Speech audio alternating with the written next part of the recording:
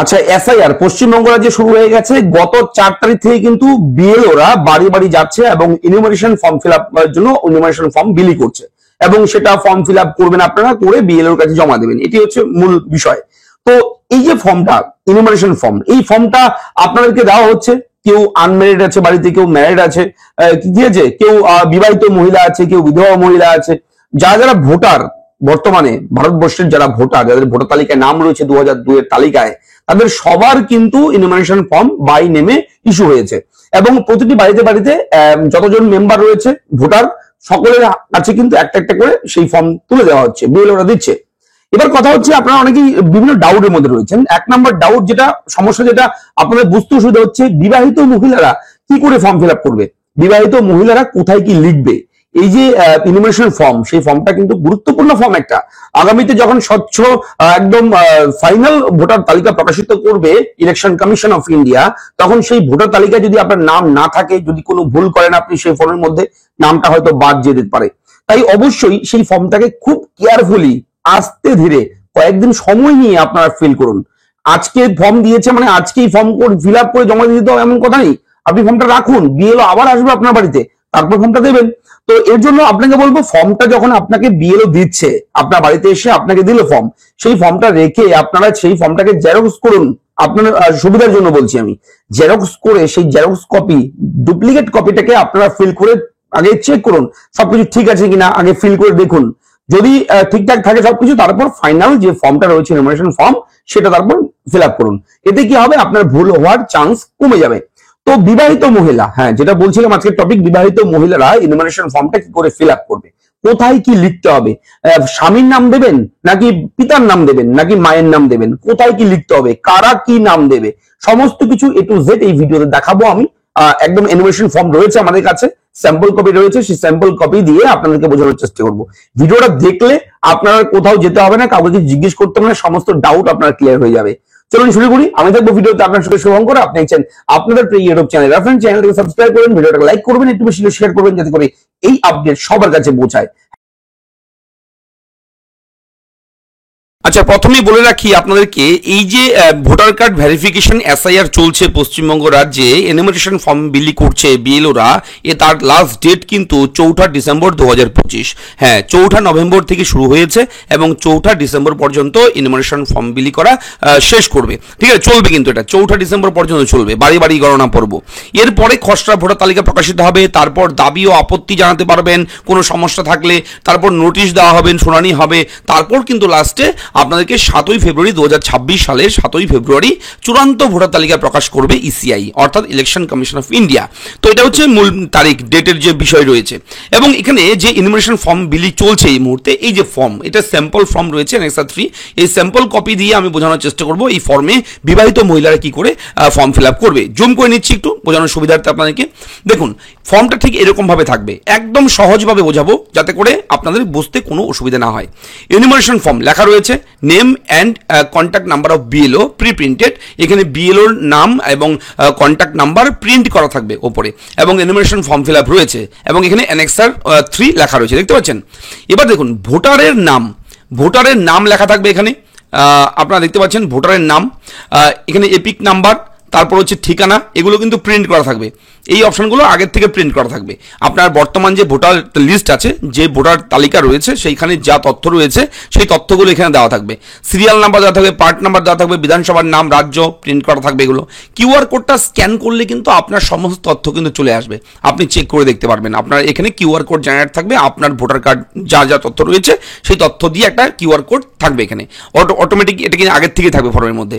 এবার ভোটার কার্ডের ছবি, আপনার যে বর্তমান ভোটার আইডি কার্ডটা আছে, সেই কার্ডের মধ্যে যে ছবিটা দেওয়া আছে ভোটার কার্ডে, সেই ছবিটা কিন্তু এই জায়গায় দেওয়া থাকবে, লাগানো থাকবে, আগের থেকে লেখা থাকবে।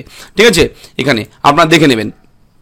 এবার বিষয়টা যেটা হচ্ছে, এই যে পাশে রিসেন্ট তোলা নিজের পাসপোর্ট সাইজের রঙিন ছবি, নিজের পাসপোর্ট সাইজের রঙিন ছবি এখানে কিন্তু আপনার লাগাতে হবে। হ্যাঁ, এটা নিয়েও একটা সমস্যা রয়েছে, অনেকের ডাউট রয়েছে যে ছবিটা যে আমি দেব এখানে কেমন ছবি দেব।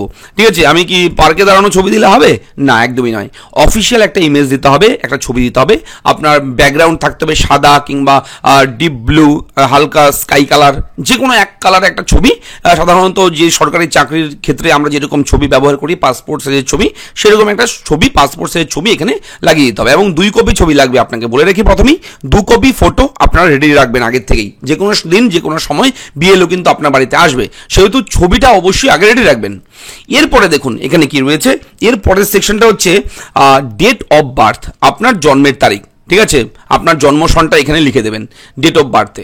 এবার Aadhaar card number, Aadhaar card number আপনি দিতেও পারেন, যদি না দেন অসুবিধা নেই, তবে দিয়ে দেবেন, অসুবিধা নেই, সমস্যা নেই। আধার কার্ড নাম্বার অপশনাল রয়েছে, যদিও নিজের আধার কার্ড দেবেন, অন্য কারো দিলে হবে না, আপনার আধার কার্ড আপনি দিয়ে দেবেন। এরপরে মোবাইল নাম্বার, মোবাইল নাম্বার ইংরেজিতে লিখবেন, বাংলায় কিন্তু লিখবেন না, ইংরেজিতে লিখবেন এবং যতটা চেষ্টা করবেন ফর্মটাকে যাতে করে ইংরেজিতে লেখা যায় সেই চেষ্টাই করবেন।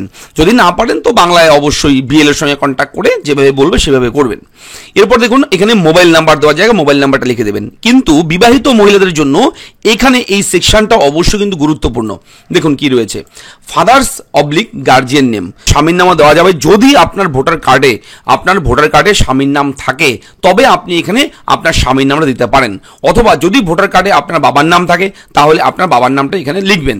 এবার অবশ্যই যার নামটা লিখবেন এখানে তার ভোটার আইডি কার্ড যদি থাকে দিয়ে দেবেন, লিখে দেবেন, অথবা না দিলেও চলবে ইফ অ্যাভেলেবেল, যদি থাকে দেবেন। ঠিক আছে, না থাকলে দেওয়ার দরকার নেই। এরপর মাদার্স নেম, এখানে একটা ডাউট রয়েছে, বিবাহিত মহিলারা এই মাদার্স নেম কি দেবে? শাশুড়ির নাম দেবেন, শাশুড়িকেও মা বলে ডাকে সবাই, তো শাশুড়ির নাম দেবেন নাকি বাপের বাড়ির মায়ের নাম দেবেন? অবশ্যই বাপের বাড়ির মায়ের নাম দেবেন এখানে। হ্যাঁ, বিবাহিত মহিলা যারা বাপের বাড়ির নিজের মায়ের নাম এখানে লিখে দেবেন, শাশুড়ির মায়ের নাম লিখলে কিন্তু এখানে চলবে না। ঠিক আছে, এবার হচ্ছে ওনার যে আপনার নিজের মা, আপনার বাপের বাড়ির মায়ের নাম যখন লিখবেন, সেই মায়ের যদি ভোটার কার্ড অ্যাভেলেবেল থাকে ভোটার কার্ড নাম্বার দেবেন, অথবা যদি না থাকে ভোটার কার্ড নাম্বার তাহলে দেবেন না, সমস্যা নেই। এখানে এটা ইফ অ্যাভেলেবেল, যদি থাকে দিয়ে দিতে হবে। এবং এরপরে দেখুন স্পাউস নেম, ইফ অ্যাভেলেবেল, যদি বিবাহিত মহিলা অর্থাৎ আপনার স্বামী আছে সেহেতু স্বামীর নামটা এখানে লিখবেন। এবং এখানে রয়েছে কি স্পাউস এপিক নাম্বার, সেই স্বামীর যদি আপনার ভোটার কার্ড নাম্বার থাকে সেটা দিয়ে দেবেন, এখানে অবশ্যই এটা দিতে হবে। এবার দেখুন এখানে যখন আপনি বিবাহিত মহিলা, আপনি যেহেতু বিবাহিত মহিলা, এখানে যদি আপনি আপনার ভোটার কার্ডে দেখেন স্বামীর নামটা উঠেছে, বাপের বাড়ি থেকে শ্বশুর বাড়িতে ট্রান্সফার করেছেন ভোটার কার্ডটা, সেহেতু ভোটার কার্ডে স্বামীর নামটা আছে, সেহেতু এই গার্জিয়ানের উপরে কিন্তু টিক চিহ্ন দিয়ে দেবেন এই জায়গাটায়। ঠিক আছে, এই জায়গাটায় টিক চিহ্ন দিয়ে দিতে হবে গার্জিয়ানের উপরে। ঠিক আছে, যদি আপনি নাম ট্রান্সফার করেননি, আপনার ভোটার কার্ডে বাবার নামটাই আছে, তাহলে বাবার নামটা দেবেন এবং বাবার নামের উপরে টিক চিহ্ন দিয়ে দেবেন। ঠিক আছে, যেটা দেবেন সেটা দিয়ে দেবেন টিক চিহ্ন। অবশ্যই এটা বুঝতে পারবে বিএলওরা যে কাকে আপনি দিচ্ছেন, কার নাম দিচ্ছেন, বিএলওরা বুঝতে পারবে। তো এটা দিয়ে দেবেন। দিয়ে দেওয়ার পর এটা হচ্ছে নিচের সেকশন, পরের পার্ট। এখানে রয়েছে ভেরি ইম্পর্টেন্ট, আরও গুরুত্বপূর্ণ বিষয় রয়েছে এখানে, সবকটি গুরুত্বপূর্ণ, কোনোটা থেকে কোনোটা কম নয় এখানে। ঠিক আছে, এই যে সেকশনটা, এই সেকশনটা তারাই ফিল আপ করবে যাদের নাম 2002-এর ভোটার তালিকায় আছে। হ্যাঁ, আপনার নাম যদি 2002 সালের ভোটার লিস্টে থাকে তাহলে এই বক্সটা আপনি পূরণ করবেন। এবার দেখুন পাশেও বক্স আছে, সেটা আমি পরে আসছি। ধরুন আপনার 2002 সালের ভোটার লিস্টে আপনার নামটা আছে, আপনি আপনার নামটা খুঁজে পেলেন, এবার তাহলে আপনার নামটা এখানে লিখতে হবে। আপনি বিবাহিত একজন মহিলা, বাড়ির হাউস ওয়াইফ, সেহেতু আপনার নামটা এখানে লিখবেন। আমি বিবাহিত মহিলাদের জন্য বলছি ভিডিওতে, অবশ্যই বুঝে নেবেন। এপিক নাম্বার, আপনার ভোটার কার্ড নাম্বারটা এখানে দিয়ে দেবেন যদি থাকে। ঠিক আছে, এবার রিলেটিভ নেম, এখানে বাবা অথবা মায়ের নাম, আপনি বিবাহিত মহিলা হলে আপনার এখানে বাবার নামটা দিয়ে দেবেন অথবা আপনার মায়ের নামটা দেবেন। ঠিক আছে, এটা কিন্তু খুব ইম্পর্টেন্ট বিষয়, আপনার বাবা মায়ের নামটা দিয়ে দেবেন এখানে। এবার রিলেশনশিপ, কি সম্পর্ক আপনার, আপনি মেয়ে কন্যা লিখে দেবেন এখানে। ঠিক আছে, তারপর ডিস্ট্রিক্ট, এখানে একটা জিনিস বলে রাখি, সারা ভারতবর্ষের আপনি 2002-এর লিস্টে যখন নামটা দেখেছেন আপনার আছে, তখন হয়তো আপনি ত্রিপুরাতে ছিলেন, আসাম রাজ্যে ছিলেন, বিহারে ছিলেন।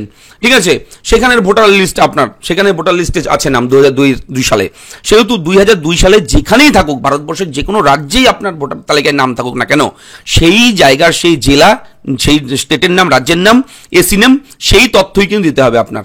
এবার আপনি 2002 সালে ছিলেন বিহারে, উত্তরপ্রদেশে আপনি ছিলেন, সেখানের ভোটার ছিলেন আপনি এক সময়, ঠিক আছে, সেই সময়ের তালিকায় আপনার নাম উঠেছিল 2002 এর লিস্টে, সেই লিস্ট অবশ্যই দেখে সেই লিস্টের তথ্যই কিন্তু আপনাকে এখানে ভরতে হবে। বুঝতে পারলেন কথাটা? সেই লিস্ট এখানে বর্তমানে পশ্চিমবঙ্গে আছেন বলে পশ্চিমবঙ্গে তথ্য দেবেন, জেলার নাম, আপনার স্টেটের নাম, ডিস্ট্রিক্টের নাম এগুলো দেবেন, তাহলে কিন্তু হবে না। আপনার 2002 সালে যেখানের ছিলেন আপনি ভোটার, সেই জায়গার তথ্য কিন্তু এই জায়গায় ভরতে হবে। এখানে বিধানসভার number, booth number, serial number এগুলো কিন্তু সেই জায়গার দিতে হবে 2002 সালে যেখানে আপনি ভোটার ছিলেন, ঠিক আছে।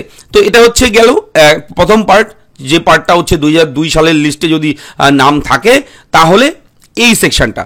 এবার আসি আমরা যে 2002 সালে ধরুন আপনার নাম নেই, আপনার নামটা নেই 2002 এর তালিকায়, আপনার লিস্টে নাম নেই, কিন্তু আপনার বাবা মা অথবা আপনার ঠাকুরদা ঠাকুমার নামটা আছে, আপনি পেলেন 2002 এর তালিকায়, ঠিক আছে, আপনার বংশের রিলেটেড কাউকে পেলেন, আপনার আত্মীয় স্বজন পেলেন, তাহলে কি হবে? এবার তাহলে বাবার নামটা লিখতে হবে, ঠিক আছে। আপনার বাবার নাম যদি থাকে, ধরুন আপনার বাবার নাম পেয়েছেন আপনি, সাপোজ আমি উদাহরণ হিসেবে বলছি, আপনার বাবার নামটা পেয়েছেন 2002 সালের ভোটার লিস্টে, আপনি বাবার নাম পেলেন, সেহেতু যার নামটা পাবেন তার নামটা এখানে লিখবেন, ঠিক আছে। এরপর তার epic number, voter card number থাকলে ভোটার কার্ড নাম্বারটা বসাবেন, না থাকলে দেবেন না, যদি থাকে তাহলে কিন্তু দিতে হবে। এবার রিলেটিভ নেম বাবার বাবা, অর্থাৎ এখানে যার নাম লিখবেন তার বাবার নামটা এখানে লিখতে হবে, ঠিক আছে। এই জায়গায় যদি আপনি আপনার বাবার নামটা খুঁজে পান 2002 এর তালিকায়, তাহলে আপনার ঠাকুরদার নামটা এখানে লিখতে হবে, ঠিক আছে। এবার সম্পর্ক কি রয়েছে, সম্পর্ক রিলেশনশিপ, সম্পর্কটা এখানে বসিয়ে দেবেন, পিতা পুত্র, ঠিক আছে, সম্পর্কটা বসিয়ে দেবেন।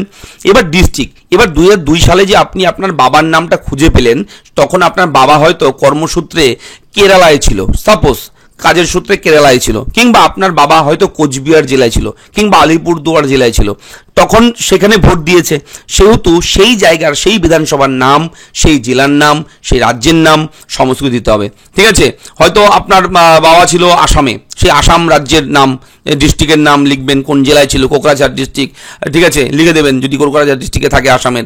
আবার স্টেটের নাম আসাম হবে, ঠিক আছে, সি নাম কি ছিল, ঠিক আছে, বিধানসভার নাম, পার্ট নাম্বার, সিরিয়াল নাম্বার এগুলো লিখে দিতে হবে। তো এটা হচ্ছে সেকেন্ড পার্ট। তো বুঝতে পারলেন? তো যাদের 2002 এর তালিকায় নাম আছে তারা এই পার্ট করবে, যাদের 2002 লিস্টে নাম নেই কিন্তু পরিবারের কারোর নাম আছে 2002 এর তালিকায়, তারা এই পার্টটা করবে। তো এটাই হচ্ছে মূল বিষয় বিবাহিত মহিলাদের ক্ষেত্রে, এবং এই সেকশনটা কিন্তু সবার জন্য একই। এই সেকশনটা যা বললাম আমি সবার জন্য কিন্তু একই রয়েছে, সবাই বি কেয়ারফুল, এটা কিন্তু ফিল আপ করতে হবে এইভাবেই, এই নিয়মেই করতে হবে। এবার নিচের দিকে যাবেন, নিজে সই করতে হবে, বিএলও সই করবে আপনার এখানে এই কাগজে, এই ফর্মে, ঠিক আছে। অবশ্যই 2 কপি, 1 কপি আপনার কাছে রাখবেন, 1 কপি দিয়ে দেবেন। অবশ্যই বি কেয়ারফুল, এই ফর্মটাকে শান্ত মাথায়, ঠান্ডা মাথায় ফিল আপ করবেন, তাড়াহুড়ো করবেন না। আজকে যদি কালকে যদি আপনার বাড়িতে বিএলও আসে, যদি ফর্ম দেয় সেই দিনই দিতে হবে এমন কোনো কথা নেই, আপনার বাড়িতে বিএলও একাধিকবার আসবে, এটা ইসিআই এর কিন্তু গাইডলাইনে রয়েছে, নির্দেশ রয়েছে, সেহেতু আপনার দুশ্চিন্তা করার ব্যাপার নেই। তো এই হচ্ছে আপডেট। ভিডিওর আপডেট কেমন লাগলো লিখে জানাবেন, চ্যানেলটাকে সাবস্ক্রাইব করবেন। কোথাও কোনো রকম ডাউট থাকলে, কোনো কিছু জিজ্ঞেস করার থাকলে, বুঝতে অসুবিধা হলে আমাকে মন খুলে কমেন্ট বক্সে লিখে জানাবেন যে ভাই দাদা আমি এটা বুঝতে পারছি না। অবশ্যই আমি আপনাকে হেল্প করব, সাপোর্ট করব। দেখা হচ্ছে নেক্সট ভিডিওতে। ভালো থাকুন, ধন্যবাদ।